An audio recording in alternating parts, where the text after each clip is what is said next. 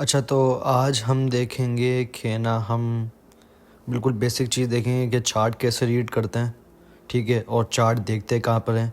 आप बाइनेंस की एक्सचेंज में भी चार्ट देख सकते हैं, मतलब बाइनेंस पे जाके लॉगिन करेंगे।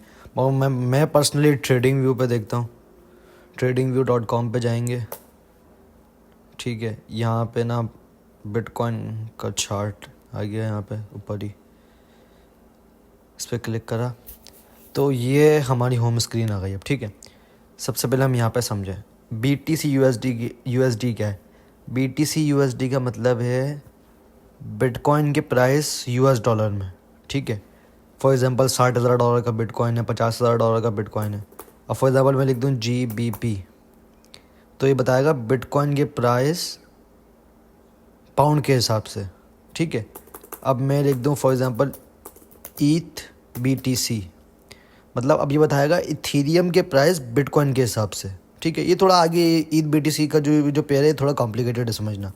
तो अभी बस हम ये देखेंगे, जैसे BTC USD आ गया, USDT आ गया। USDT एक तरह से एक स्टेबल कॉइन है। ठीक है, तो US डॉलर ही समझ लो आसान अल्फाज में। ठीक है, इथीरियम का चार्ट आ गया, ETH USDT आ गया। यहाँ पे क्लिक करेंगे, ये इथीरियम का चार्ट खुल गया। ये मैंने ट्रेंड लाइन ड्रॉ करी हुई है, मस्ट अप हुआ खैर।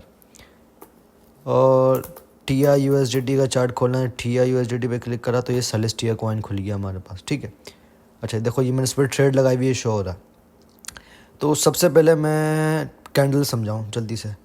तो कैंडल क्या होता है, जूम इन करके। अच्छा देखो, फॉर एग्जांपल ये एक कैंडल है, ये कैंडल 24 आवर शो कर रही है। ठीक है, हम इसमें 4 आवर की भी बना सकते हैं, इसको 15 मिनट्स की भी शो कर सकते हैं। तो यहाँ पे हम जाएंगे तो यहाँ पे ऑप्शन हैं कि 15 मिनट्स की एक कैंडल हो जाएगी, 4 घंटे की एक कैंडल हो जाएगी। अभी हमने 1 डे पे सेलेक्ट करा हुआ है। 1 डे का मतलब है ये एक कैंडल पूरे 24 घंटे की है ये, फॉर एग्ज़ाम्पल। अच्छा फॉर एग्ज़ाम्पल कि ये जो कैंडल बता रही है हमें 24 आवर्स का टाइम बता रही है। मतलब कि जब नीचे डेट दिख रही है एट द बॉटम 19 सितंबर 2004, तो 19 सितंबर को जब 12 बजे रात के जब दिन शुरू हुआ, प्राइस थी $5.40 यहाँ पे। ठीक है, यहाँ पे थी प्राइस। ठीक है, यहाँ $5.40 पे थी। ठीक है, फिर क्या हुआ कि प्राइस नीचे गई। ठीक है, ये जो विक बता रही है, ये बता रही है स्टार्टिंग प्राइस। ये जो छोटी सी लकीर दिखा रही है, ये मिनिमम प्राइस बता रही है उस 24 आवर्स का। और ये जो ऊपर जो विक है, ये जो दिखा रही है विक, ये हमें प्राइस बता रही है मैक्सिमम प्राइस उस टाइम का। ठीक है, और ये बता रहा है हमें क्लोजिंग प्राइस तो उस 24 आवर्स का। मतलब कि जब दिन शुरू हुआ प्राइस ये था, दिन ख़त्म हुआ प्राइस ये था, उस दिन का मैक्सिमम प्राइस ये था और मिनिमम प्राइस ये था। ठीक है, इससे अल्फाज में समझ नहीं आ सकता। खैर, ये इतना इम्पोर्टेंट भी नहीं है। तो ये मेन चीज़ है सपोर्ट और रेजिस्टेंस। सपोर्ट और रेजिस्टेंस आपको प्रैक्टिस करके ही आएगा। ठीक है, सपोर्ट और रेजिस्टेंस क्या होता है, फॉर एग्जांपल ये देखो, ये मैंने एक लाइन ड्रॉ करी हुई है। ठीक है, ये मैंने लाइन ड्रॉ करी हुई है। अब ये देखो कि प्राइस यहाँ पे जब इसका डाउन ट्रेंड आया, प्राइस यहाँ पे गिरा और प्राइस ने यहाँ पे टाइम वेस्ट करा। यहाँ से मतलब इसने ली सपोर्ट। ठीक है, इसने सपोर्ट ली और प्राइस गया ऊपर। ठीक है, मगर सेलिंग प्रेशर आया, वापसी नीचे गिर गया। फिर यहाँ पे इसने टाइम वेस्ट करा, फिर एकदम से बिल्कुल नीचे गिर गया। तो ये होगा ये हमारी सपोर्ट। ठीक है, मगर जब सपोर्ट नहीं मिली इसको और ये गिरा, तो ये बहुत नीचे गिरा जाके। ठीक है, ऊपर। तो सपोर्ट और रेजिस्टेंस बेसिकली ऐसे काम करती है कि अगर प्राइस उसके ऊपर होगा ना तो वो एज अ सपोर्ट काम करेगी, प्राइस उसके नीचे होगा तो वो एज अ रेजिस्टेंस काम करेगी। रेजिस्टेंस मतलब रुकावट, सपोर्ट मतलब उसको पुश करना कि ऊपर जाओ। ठीक है, अब प्राइस ऊपर था ना तो ये उसको पुश कर रही है कि ऊपर जाओ। फिर गिरा तो उसने इसको पुश करा ऊपर जाओ। फिर गिरा प्राइस, फिर सपोर्ट ने इसको पुश करा कि ऊपर जाओ। ठीक है, फिर गिरा सपोर्ट मतलब इतनी कमज़ोर हो गई कि वो उसको पुश नहीं कर सकी। और जब सपोर्ट टूट के गिरा तो सपोर्ट ने इसको बिल्कुल नीचे फेंका। वो अब उसने फिर काम करा रेजिस्टेंस का, रुकावट बन गई।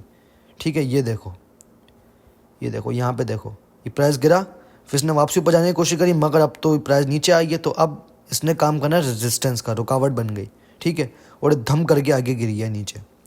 ठीक है, तो इन शॉर्ट सपोर्ट एक एक जो एक जोन होता है उसको हम एज अ सपोर्ट और एज अ रेजिस्टेंस दोनों काम कर सकता है वो, ठीक है। दिस केस के अंदर ये जो जोन है, यानी $6.6 का जो इसका जोन है टिया का, ये हमारे लिए बहुत इंपॉर्टेंट है। हमें इसको ऑब्जर्व करते हुए ट्रेड लगानी है, ठीक है। अब देखो ये क्या हुआ, यहाँ से प्राइस टच करके नीचे गिर गया, यहाँ से प्राइस टच करके नीचे गिरा। क्यों? ये अब रेजिस्टेंस बन गया, ये अब इसकी रुकावट बन गई, उसको ऊपर जाने से रोक रही है।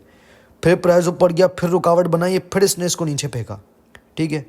फिर प्राइस ऊपर गया, यहाँ पे इसने टाइम वेस्ट करा क्योंकि बिटकॉइन भी ऊपर जा रहा था उस टाइम पे और इथेरियम भी, सब कॉइन ऊपर गया इस टाइम पे, इस ड्यूरेशन में, और यहाँ पे इसने टाइम वेस्ट करा। तो मेरा कहने का मकसद ये इंपॉर्टेंट टाइम होता है ट्रेड लेने का। ये जब इसने देखो ये ऊपर वाली ट्रेंड लाइन भी ब्रोक कर रहा है, ये सपोर्ट भी ब्रेक कर रही है, ठीक है। तो ये जो टाइम होता है ना कि जब प्राइस सपोर्ट और रेजिस्टेंस की ऊपर टाइम वेस्ट करता है ना, वो टाइम हमें बताता है कि प्राइस ना बड़ी मूव लाने वाला है, ठीक है। तो देखो उसने यहाँ पे टाइम वेस्ट का ऑलमोस्ट 5 दिन इसने वेस्ट कर दी, यानी 1 2 3 4 5 कैंडल इसने वेस्ट कर दी। आज इसने नीचे गिरी गया ये थोड़ा सा। तो ये था वीडियो सपोर्ट और रेजिस्टेंस समझाने के लिए। अगर कोई क्वेश्चन हो तो मुझे मैसेज कर देना, टेक्स्ट कर देना या कमेंट कर देना। खैर, अल्लाह हाफिज़।